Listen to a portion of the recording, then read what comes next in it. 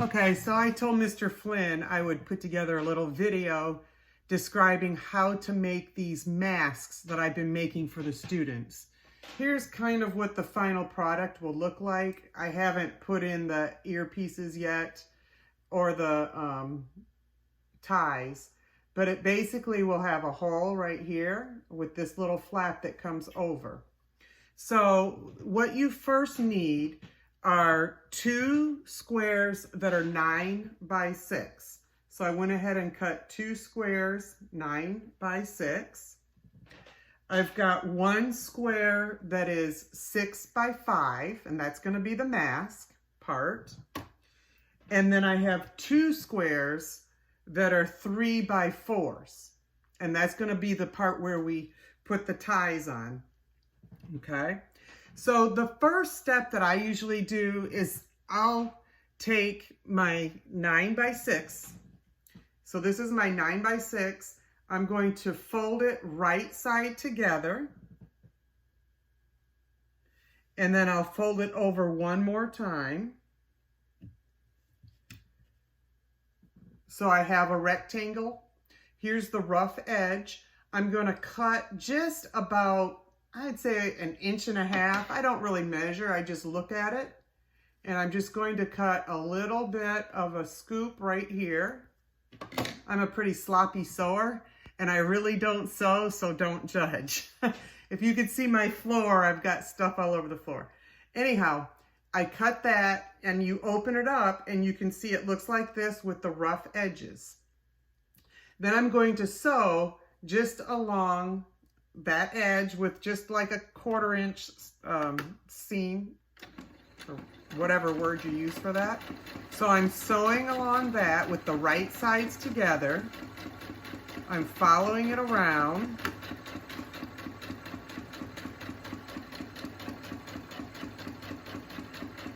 And then I'm coming all the way to the end. Done. And then I'll pull it out. So this is what it looks like, right sides together. And then I turn that around, and here is that product right there. So this is the bottom half of the mask.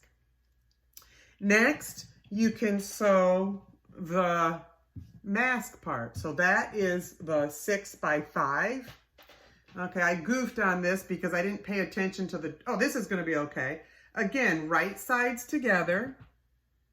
Line it up, do just a 1/4 inch seam, and do each side going down.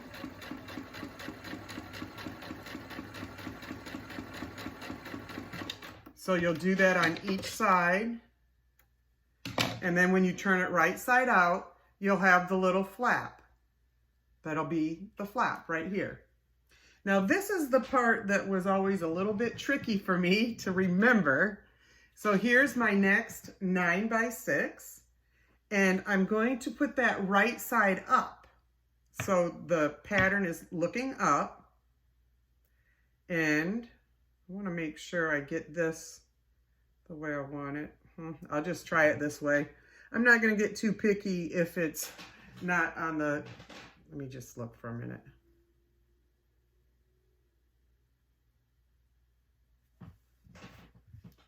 Let me do that. That makes more sense to me. So you can see here, I have it right side facing right side. And then I am going to fold the other end around. So now it looks like this. This is the back side. The mask part is on the inside, and I'm just going to do, again, it's not quite a 1/4 inch seam. I'm not sure what it is. It's just the size of the foot. And I'm just doing a straight seam. It's really simple. If you have a sewing machine and you've ever used it before, you should be able to do this. That's about my level of sewing. I bought this sewing machine probably 20 years ago, and I never really used it. I actually, when I was a child, my mom kind of taught me how to sew on an old sewing machine, which I actually have right here, an old Singer sewing machine. Anyhow, now I'm going to turn it right side turn it around and pray that I did it right. So here comes the mask part. Oh, darn, my kitties are upside down, but you know what? That's okay. I don't care. So now I've got it opened up. So I should have lined up my pattern the opposite way, but you can see how now I've got the flap going down.